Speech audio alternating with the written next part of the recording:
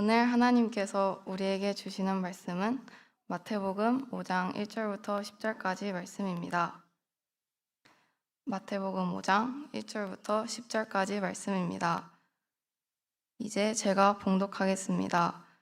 예수께서 무리를 보시고 산에 올라가 앉으시니 제자들이 그에게 나아왔다. 예수께서 입을 열어서 그들을 가르치셨다. 마음이 가난한 사람은 복이 있다. 하늘나라가 그들의 것이다. 슬퍼하는 사람은 복이 있다. 하나님이 그들을 위로하실 것이다. 온유한 사람은 복이 있다. 그들이 땅을 차지할 것이다. 의에 줄이고 목마른 사람은 복이 있다. 그들이 배부를 것이다. 자비한 사람은 복이 있다. 하나님이 그들을 자비롭게 대하실 것이다. 마음이 깨끗한 사람은 복이 있다. 그들이 하나님을 볼 것이다. 평화를 이루는 사람은 복이 있다.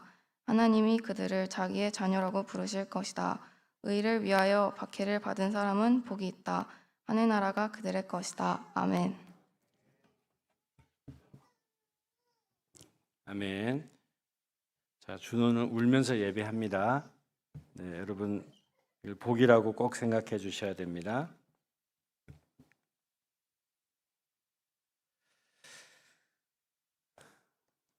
자, 우리는 지금 산상수훈, 산에서 가르치신 예수님의 보배로운 말씀, 그래서 산상교훈의 말씀을 살펴보고 있습니다. 산상수훈, 산상교훈은 이제 다가올 하나님 나라의 새로운 질서예요. 그래서 이것은 어떤 선택사항, 옵션이 아니고요. 여러분이 앞으로 다가올 하나님 나라는 이렇게 살게 되는 것입니다. 그래서 미리 하나님이 어떤 곳이 하나님 나라이고 어떤 곳이 하나님 나라의 질서 가운데 사는 것인지 우리에게 지금 보여주고 계신 상황이에요.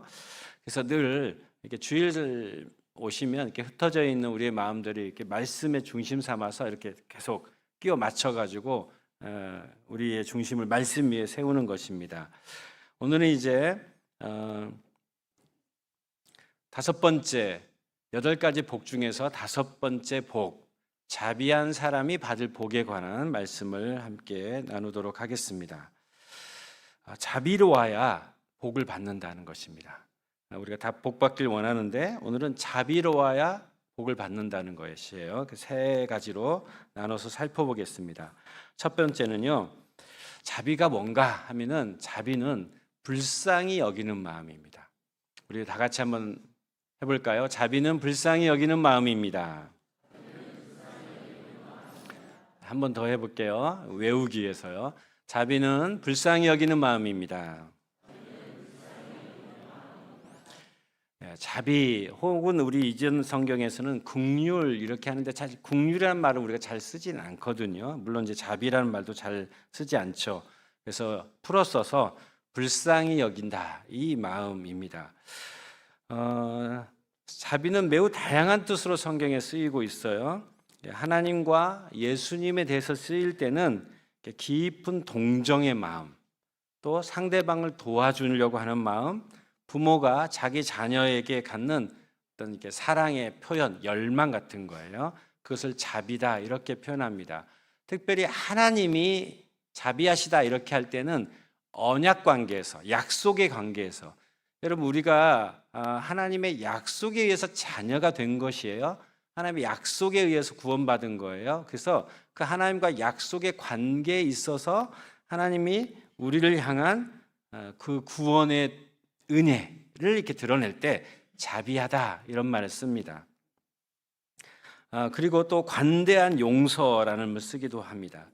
히브리어에서 그 자비라는 말 쓸 때 여러 가지 단어를 써요. 그래서 뭐 라함이라는 말도 쓰고 여러분이 많이 들어보셨을 텐데 헤세드 이런 말도 쓰거든요. 그렇지만 뜻은 다 동일하고 어떤 우리 인간이 가지는 정말 밑바닥 같은 그 비참한 마음에 대한 하나님이 베푸시는 은혜와 사랑을 자비라고 얘기합니다.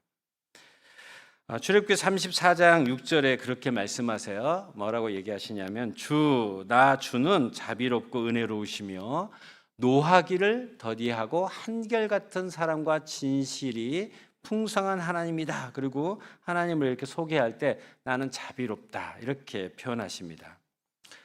그런가 하면 이사야 54장 7절에도 이렇게 말씀하세요. 이사야 54장의 이 앞에 있는 말씀은 너희가 나를 버렸다 이런 거예요. 그렇지만 하나님은 어떤 마음을 갖고 있냐면 아까 우리 서두 얘기했듯이 언약 관계에 있어서 그 이스라엘의 비참함 그 상황을 하나님이 이렇게 표현하십니다. 한번 같이 읽어볼까요? 내가 잠시 너를 버렸으나 큰 긍휼로 너를 다시 불러들이겠다. 분노가 북받쳐서 나의 얼굴을 너에게서 잠시 가렸으나 나의 영원한 사랑으로 너희에게 긍휼을 베푸겠다. 너의 속량자인 나 주의 말이다. 여기 긍휼이 이제 자비이란 말이고요. 불쌍히 여기는 말입니다. 자, 우리 오카노 목사님이 이 말씀을 하실 때는 이렇게 표현하시더라고요. 공감하시는 거다. 자비라는 말을 다르게 표현하시는데 공감하시는 거다. 그러면서 동일시한다 이렇게 표현하셨어요. 그래서 그게 맞는 말 같다. 저도 되게 동의하게 되었습니다. 그래서 인간이 그 한없이 정말 나약하고 정말 비참한 그 지경에 있는데 도무지 우리 힘으로는 어떻게 이 상황을 이겨낼 수 없는데 그 비참한 인생을 향한 하나님의 주체할 수 없는 사랑, 너무너무 사랑해서 어떻게 할 수 없는 사랑. 그래서 우리 스바냐서는 뭐라고 얘기합니까? 하나님이 우리를 향한 사랑이 이길 수 없대. 기쁨을, 여러분을 보시는 사랑이. 그렇죠? 그래서 오죽했으면 애들 보면서 눈에 넣어도 안 아프겠어요? 여러분 눈에 너무 아파요, 안 아파요? 근데 여러분 그 말이 여러분 정말 맞잖아요, 그렇죠? 너무 제 애기도 아니고 너무 예쁘잖아요. 그냥 그런 깨물어 버렸으면 좋겠다, 막 이렇게 그런 거예요. 주체할 수 없는 사랑. 그래서 제 아내는 너무 주체할 수 없는 사랑 때문에 아이들 막 물었어요. 자국이 날 정도로. 그런 것입니다. 하나님이 우리에 대한 사랑이 그렇다는 거예요. 자, 이게 자비입니다. 자, 자비는 뭐예요? 불쌍히 여기는 마음인데 한없이 나약한 존재를 향한 그 하나님의 주체할 수 없는 은혜와 사랑, 이것이 자비입니다. 그런데 이 하나님이 우리를 향한 그 불쌍히 여기는 그 자비로운 마음 때문에 사실 우리가 구원을 받았다는 거예요. 그래서 우리가 생각할 것은 두 번째입니다. 하나님의 자비가 구원했다는 거예요. 한번 따라서 해볼까요? 하나님의 자비가 구원하였습니다. 한 번 더요. 하나님의 자비가 구원하였습니다. 하나님이 우리를 향한 불쌍히 여기는 마음이 있었기 때문에, 그게 전제되었기 때문에 아들 예수를 아낌없이 내어주시고 그리고 기꺼이 우리를 구원하실 수 있었던 거예요. 여러분 보실 때 불쌍히 여겼던 마음이 있었던 거예요. 그래서 하나님의 그 본성, 그 속성에 빠질 수 없는 것이 하나님의 자비로운 마음입니다. 마태복음 9장 13절에도 예수님이 우리를 향한 마음을 이렇게 표현하세요. 너희는 가서 내가 바라는 것은 자비요 희생 제물이 아니다 하신 말씀이 무슨 뜻인지 배워라. 나는 의인을 부르러 온 것이 아니라 죄인을 부르러 왔다. 하나님이 바라는 건 자비라는 거예요. 그런가 하면 예수님이 늘 이렇게 그 예수님께 온 사람들을 볼 때마다 이런 마음을 가지셨어요. 9장 36절 다 같이요. 예수께서 무리를 보시고 그들을 불쌍히 여기셨다. 그들은 마치 목자 없는 양과 같이 고생에 지쳐서 기운이 빠져 있었기 때문이다. 예수님께 다가오는 사람들이 얼마나 헐벗고 굶주린 사람들입니까? 또 넓게 가진 것이 없는 사람들, 또 있어도 한쪽에 공허한 사람들, 이 사람들 향해서 늘 이렇게 불쌍한 마음을 가지셨던 거죠. 그래서 예수님이 마태복음 11장 28절에 뭐라고 얘기하시냐면 수고하고 무거운 짐진 자들은 다 내게로 와라. 그러면 내가 쉬게 하겠다. 이렇게 말씀하시는 거예요. 자, 또 예수님이 이제 오병이어를 베푸실 때도 그렇게 긍휼한 마음을 가지셨습니다. 마태복음 15장 32절에 예수께서 사람들이 막 왔는데 예수님의 말씀을 듣고 따라다닌 지가 벌써 사흘이나 되었던 거예요. 그들을 보면서 가엾게 여기셨어요. 그리고 어떻게 해요? 이들에게 먹을 걸 주자. 그 먹고 와라 이렇게 하면 너무 배고파갖고 가다가 쓰러질지 모르니까 여기 있는 것을 주자. 그래서 오병이어로 5,000명을 먹이시는 기적을 일으키셨죠. 그래서 그들을 먹이실 때 전제가 뭐였어요? 불쌍히 여기는 마음이 있었던 거예요.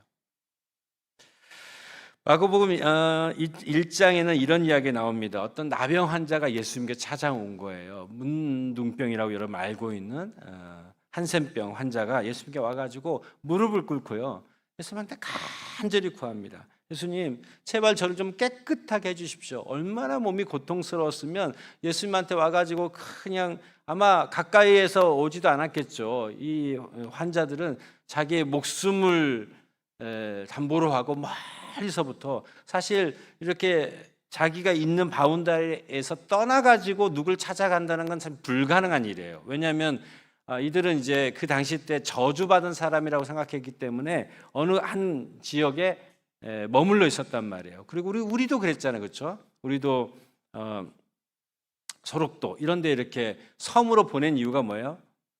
그들이 이제 가지고 온 병이 전염된다고 생각했기 때문에 그렇거든요.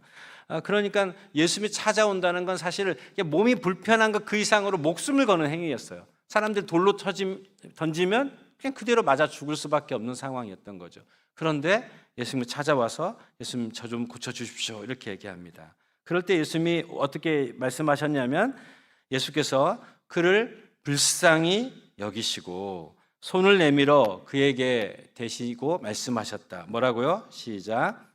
그렇게 해주마. 깨끗하게 되어라. 곧 나병이 그에게서 떠나고 그는 깨끗하게 되었다. 예수님이 우리를 구원하실 때, 우리를 회복시키실 때 불쌍히 여기는 마음이 전제가 되었던 거죠. 그런가 하면 나인성이라는 곳에 이제 찾아가셨는데 거기에 글쎄 장례가 난 거예요. 보니까 어떤 여인이 이제 그 관을 메고 가는 사람 뒤에서 막 서럽게 막 울고 있어요.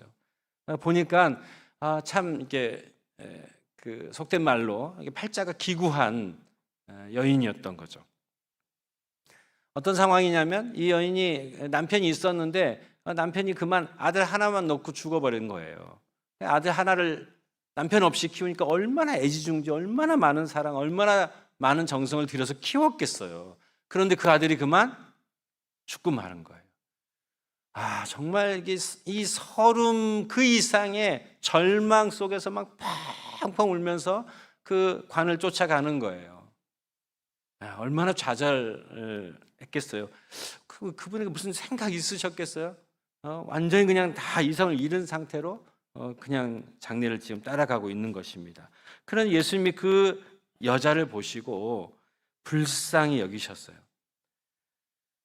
누가복음 7장 13절에 이렇게 말씀하고 있습니다. 주님께서 그 여자를 보시고 가엾게 여기셔서 말씀하셨다.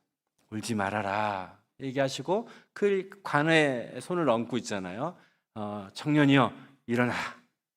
이러고 그냥 그 관에서 일어나게 되었습니다. 그리고 그 여인에게 이 아들을 다시 돌려주었다 이렇게 표현하세요.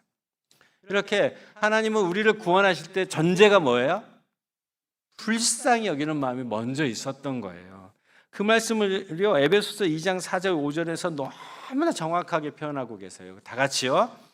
그러나 하나님은 자비가 넘치는 분이셔서 우리를 사랑하신 그 큰 사랑으로 말미암아 범죄로 죽은 우리를 그리스도와 함께 살려 주셨습니다. 여러분은 은혜로 구원을 얻었습니다. 자비가 넘치셔서 우리를 구원하신 거예요. 하나님 불쌍한 마음이 없으셨으면요 그분이 구원의 손길을 내밀지 않으셨어요. 하나님은 그분의 속성이 우리를 향한 불쌍히 여기는 마음이 있는 거예요. 자, 우리 세 번째 생각해 볼 거는요. 그래서 우리도 이제 예수님 따라서 살아가야 되는데, 그렇죠? 참 성경에는 사랑 얘기 참 많이 나오죠. 사랑해야 된다. 그래서 그 사랑에 대한 우리가 참 부담이 있습니다. 사랑하지 못하는 것에 대한 부담이 있죠. 다 저도 있고 여러분도 있을 줄 믿습니다. 그런데요, 사랑은 사실 어떤 면에서는 그 경지가 좀 높은 것 같아요. 하늘나라에 가서나 그 사랑이 온전히 이루어질까 싶습니다. 그럼 어떻게 사랑할 수 있을까? 예수님처럼 첫 단계를 밟는 겁니다. 첫 단추를 끼우는 게 있어요. 그게 뭐냐? 그게 자비예요. 불쌍히 여기는 마음입니다. 그래서 이 사랑은 자비로부터 출발하는 거예요. 여러분 사랑하길 원하시잖아요, 그렇죠? 자비로부터 출발하시기 바랍니다. 한번 따라서 해보겠습니다. 사랑의 출발은 자비입니다. 한 번 더요. 사랑의 출발은 자비입니다. 잘 한번 생각해 보시죠. 우리 자녀 된 여러분, 우리 부모님 한번 생각해 보셔요. 저희 어머니가 38년생이시거든요. 참 오랫동안 싸웠습니다. 제가 어렸을 때는 제가 다 당했죠. 그리고 나서 제가 이제 목소리가 클 때는 참 막 부딪혔어요. 어머니한테 저 해야 되고 막 했습니다. 그러다가 어느 날 이런 생각이 들더라고요. 야, 우리 어머니도 어린 시절이 있었을 텐데, 그 동네 막 놀러 다니면서 말이에요, 그렇죠? 산로 들로 이렇게 다녔던 그 철부지 어린 시절도 있었을 거고, 정말 꽃다운 처녀 시절도 있었을 거고, 그렇게 그런 세월이 다 있었을 텐데, 그런 생각이 드니까 무슨 생각이 드냐면, 참 어머니가 이게 불쌍하다는 생각이 들더라고요. 지금 이렇게 대우받고 존중받고 그야말로 효도받고 살아야 될 텐데, 그냥 믿고 따른 아들내미가 그냥 맨날 그렇게 그냥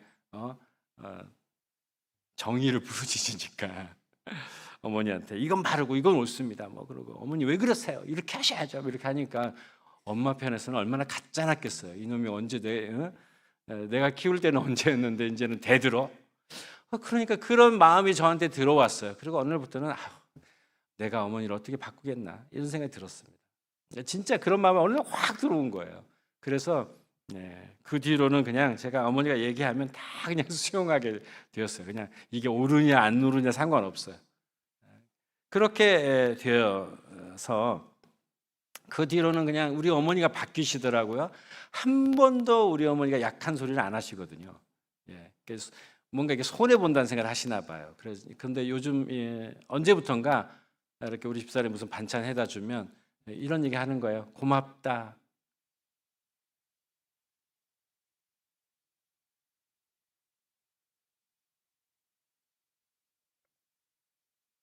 우리 어머니 돌아가시기 전에 사랑한다 이런 얘기 한번 들어봤으면 좋겠는데, 고맙다 이러시는 거예요. 한 번도 해본 적이, 평생 그렇게 얘기해 본 적이 없습니다.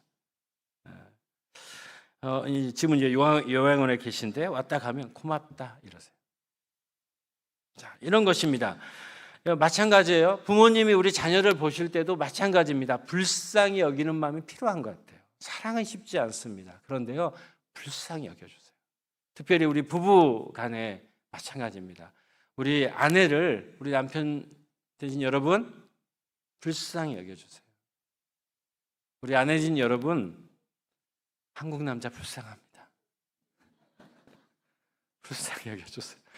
다 불쌍해. 우리 다 그러고 보면 다 불쌍해, 그렇죠? 우리 불쌍한 인생이에요. 그런 마음으로 대하는 거예요. 왜냐하면 예수님이 우리를 구원하실 때 그 불쌍히 여기는 마음을 전제하시고, 그것 때문에 그분의 이 주체할 수 없는 사랑이 십자가에까지 가게 하신 거잖아요. 그래서 우리가 다른 사람을 대할 때 어떻게 대하는 겁니까? 불쌍히 여기는 겁니다. 불쌍히 여기는 겁니다. 이런 마음 있잖아요. 오죽했으면 그렇겠나, 이런 거 있잖아요, 그렇죠? 네. 자, 골로새서 3장 12절 13절에서 그렇게 도전하고 계세요. 우리 한번 다 같이, 좀 글법이 많지만, 그러므로 여러분은 하나님의 택하심을 입은 사랑받는 거룩한 사람답게 동정심과 친절함과 겸손함과 온유함과 오래 참음을 온 입듯이 입으십시오. 누가 누구에게 불평할 일이 있더라도 서로 용납하여 주고 서로 용서하여 주십시오. 주님께서 여러분을 용서하신 것과 같이 여러분도 서로 용서하십시오. 이 말을 아까 앞에서 했던 말씀으로 하면, 하나님이, 예수님이 우리를 불쌍히 여겨 주신 것처럼 다른 사람에 대해서 서로 어떻게 한다는 거예요? 불쌍히 여기라는 마음을 하시는 겁니다. 골로새서만 얘기하시는 건 아니에요. 바울만 얘기하는 건 아닙니다. 베드로도 그런 얘기했어요. 3장 8절에 이렇게 얘기합니다. 다 같이, 여러분은 모두 한 마음을 품으며 서로 동정하며 서로 사랑하며 자비로우며 겸손하십시오. 악을 악으로 갚거나 모욕을 모욕으로 갚지 말고 복을 빌어주십시오. 여러분으로 하여금 복을 상속받게 하시려고 하나님께서 여러분을 부르셨습니다. 복을 빌으라는 거예요. 그래서 예수님께서도 그러시잖아요. 어디 갈 때, 어느 집에 들어갈 때 복을 빌어라. 그 사람이 복 받을 상황이 아니면 내가 빈 복이 누구에게 돌아온다? 나에게 돌아온다는 말을 지금 베드로가 이 얘기를 하고 계시는 것입니다. 여러분 모욕 갖지 말고 복을 빌으십시오. 그럼 어떻게 하겠다는 거예요? 우리가 그 복을 다시 받겠다는 말씀을 하시는 것입니다. 자, 말씀을 좀 정리하겠습니다. 우리 교회는 그런 의미에서 참 여러분들이 긍휼함으로 교회 사역을 하고 계신 것을 참 감사합니다. 우리 교회 성도들에 대해서 그런 마음을 너무 이렇게 잘 베풀어 주시는 것 같아요. 특별히 제가 헌금에 대해서 누가 헌금했고 뭐 이렇게 제가 보지는 않지만 이렇게 보면은 우리 교회 그 목적 헌금이라는 거 있잖아요, 그렇죠? 예, 목적 헌금이 뭐 시설에 대한 목적 헌금, 지정 헌금도 있지만요, 사실 사람에 대한 목적 헌금이 있어요. 여러분들이 이 일에 동참하고 계신 것을 알고 있습니다. 그래서 어떤 사람은 장학금으로, 또 어떤 사람은 또 경제적인 상황에 좀 도움이 되고자, 물론 이렇게 지정헌금 하실 때 어떤 사람이 가난하기 때문에 하는 건 아니에요. 또 어떤 때는 어떤 사람이 하는 사역에 동참하고 싶어서 그 마음을 같이 실어서 지정헌금을 하시는 분들도 계십니다.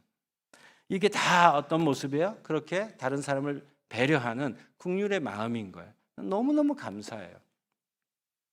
이따 우리 목자 목녀님들이 이제 재정 보고 받으시겠지만 그런 헌금이 작년에 참 많았습니다. 정말 작년에 어렵고 힘들었거든요.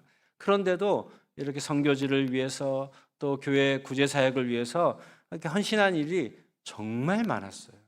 여러분 정말 우리 교회 그 일 너무 잘하고 계십니다. 너무 감사해요. 그래서 이런 모습이 너무 아름다운 모습이고 그런 사람이 복을 받겠다고 오늘 말씀하고 계시는 것입니다. 자, 한번 제가 누가복음 6장 36절부터 말씀을 한번 같이 살펴볼게요. 굉장히 중요한 말씀인데 한번 보시겠습니까? 너희는 너희 아버지께서 자비로우신 것 같이, 그러니까 우리를 불쌍히 여겨 주신 것 같이 어떻게 하라는 거예요? 너희도 자비로운 사람이 되어라. 이러면서 바로 다음 절에 뭐라고 얘기하시냐면 남에게 주어라. 그리하면 하나님께서도 너희에게 주실 것이되, 보세요. 남에게 주어라, 이렇게 간단하게 주어라 이렇게 얘기하는 거예요, 그렇죠? 예, 그러니까 자비롭게 다른 사람을 베풀어라 이렇게 하는 거예요. 그러면 하나님께 어떻게 하시냐면 되를 누르고 흔들어서 넘치도록 후하게 되어서 너희 품에 안겨 주실 것이다 이렇게 얘기하시는 거예요. 그러니까 이렇게 만약에 제가 예수님이었다면 이렇게 얘기했을 것 같아요. 남에게 누르고 흔들어서 넘치도록 후하게 줘라. 그러면 내가 너에게 주겠다. 이렇게 하실 것 같은데 완전 반대인 거예요. 참 우리 마음은 그런데, 그죠? 그런데 하나님이 줘라. 그러면 되를 누르고 흔든다는 말이 무슨 말인지 아시죠? 이게 되나 그다음에 말 같은데 이렇게 쌀이나 뭘 주면 이게 툭툭툭툭 치고 막 흔들면 어때요? 더 꾹꾹꾹꾹 그 공간이 사라지는 거죠. 더 많이 들어가는 거잖아요. 그래서 되를 누르고 어때요? 흔들어서 넘치도록, 그것만으로도 꽉 찼는데 넘치도록, 그리고 후하게 우리 품에 안겨 주실 거라는 거예요. 자, 그 마지막 절은 한번 같이 읽어볼까요? 시작. 너희가 되질하여 주는 그 되로 너희에게 도로 되어서 주실 것이다. 내가 되를 줄 때는 그냥 이렇게 주는데 누르고 흔들고 넘치도록 후하게 우리 다시 돌려주실 거라는 거예요.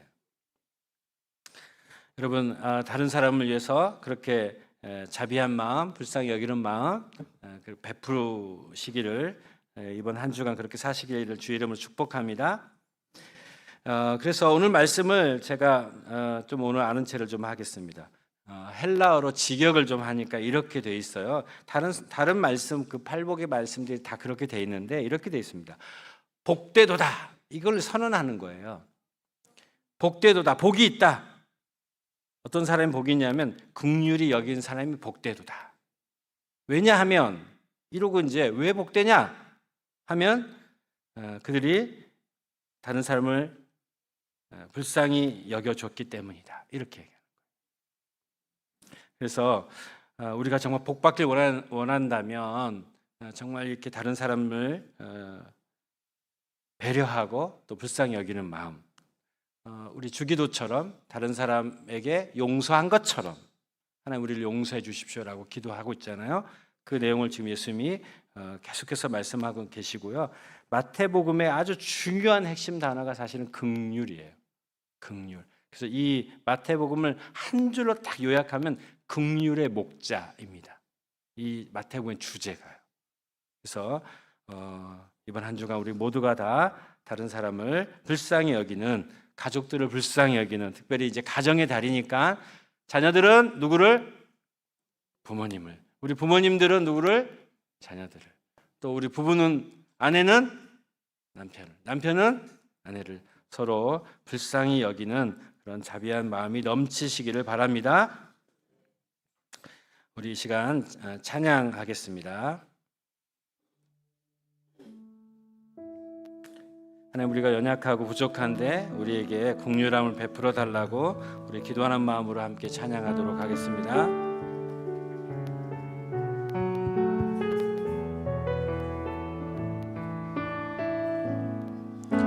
주여, 우린 연약합니다. 우린 오늘을 힘겨워합니다. 주 뜻 이루며 살기엔 부족합니다. 우린 연약함. 주여, 우린 넘어집니다. 주여, 우린 넘어집니다. 오늘 하루 또 실수합니다.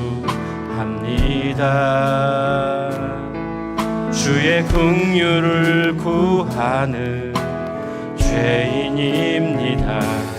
우리 주만 바라봅니다. 한없는 주님의 은혜, 한없는 주님의 은혜, 온 세상 위에 넘칩니다. 가릴 수 없는 주 영광, 온 땅 위에 충만합니다. 주님만 이기오니 우린 그 길 따라갑니다. 그날에 우릴 이루시 주는 완전합니다. 우리 시간 말씀을 들으면서 가슴에 부딪혀오는 것이 있다면요, 정말 그 성령께서 여러분에게 주시는 메시지세요. 그 붙잡고 한 주간 하나님, 내가 그렇게 살겠습니다. 하나님, 내가 내 자녀를, 하나님, 내 부모님을, 내 아내를, 내 남편을, 내 목장 식구들을, 우리 리더들을 하나님, 내가 불쌍히 여기겠습니다. 우리에게 불쌍한 마음을 허락해 주시옵소서. 우리 합심해서 함께 기도하겠습니다. 같이 기도합니다. 하나님 아버지,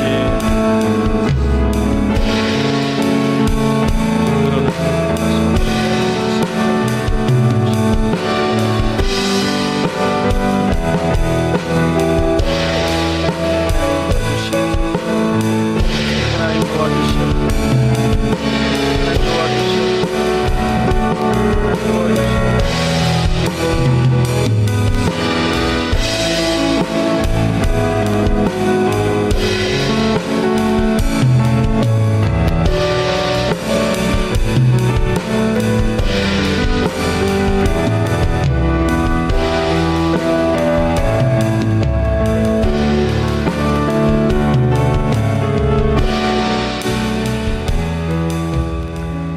하나님, 우리가 이미 죄인으로 죽어 있었을 때에 주의 긍휼함을 우리에게 베풀어 주셔서 우리를 살려 주셨습니다. 그 은혜가 큽니다. 우리는 비참한 인생, 어쩔 수 없는 연약한 인생입니다. 늘 날마다 쓰러지고 넘어지고 실수합니다.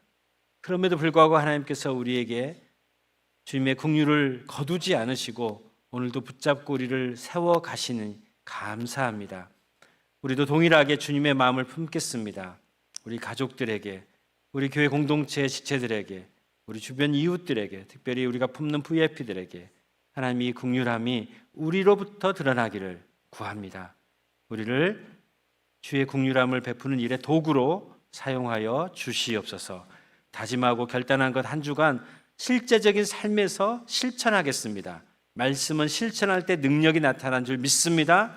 하나님 놀라운 능력을 우리 모든 삶에서 체험하게 해 주시옵소서. 말씀에 순종한 우리 모든 지체들에게 이 은혜를 주실 것을 믿고 예수 그리스도 이름으로 기도합니다. 우리 자리에 일어나셔서요, 다시 한번 이 찬양을 우리 기도하는 마음으로 하나님께 드리겠습니다.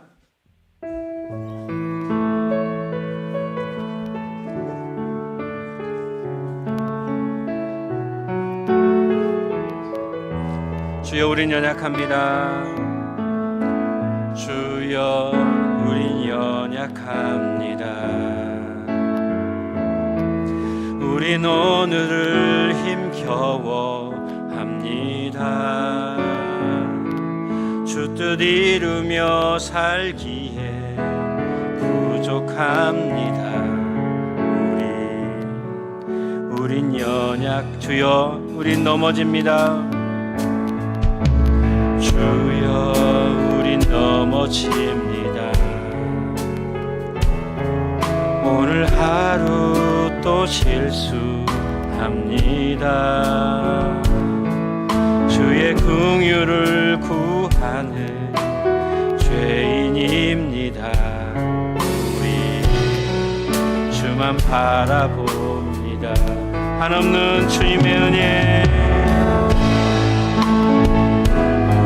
온 세상 위에 넘칩니다. 온 세상 위에 넘칩니다. 가릴 수 없는 주 영광 온 땅 위에 충만합니다. 주님만이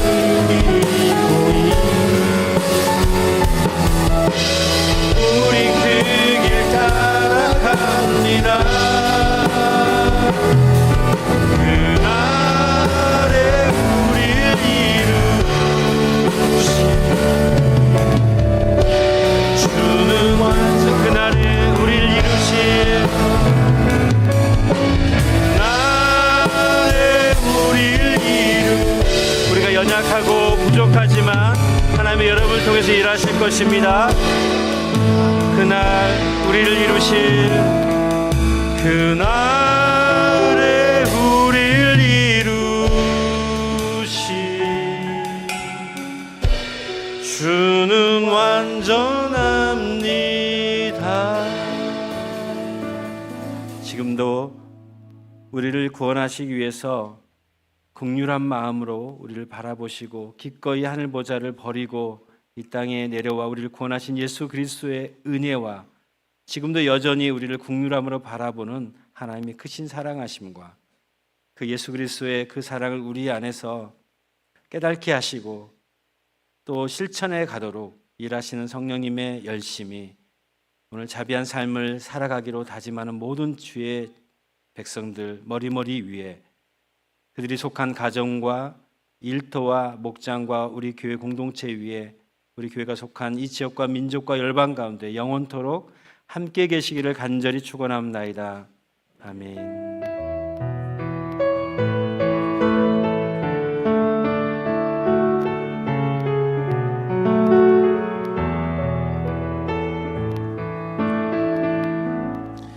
예배를 마쳤습니다. 자리에 앉으셔서 오늘 말씀을 생각하면서 1, 2분만 더 기도하고 일어나시고요. 이 자리가 기도의 자리가 되도록 대화는 밖에 나가서부터 해주시면 감사하겠습니다.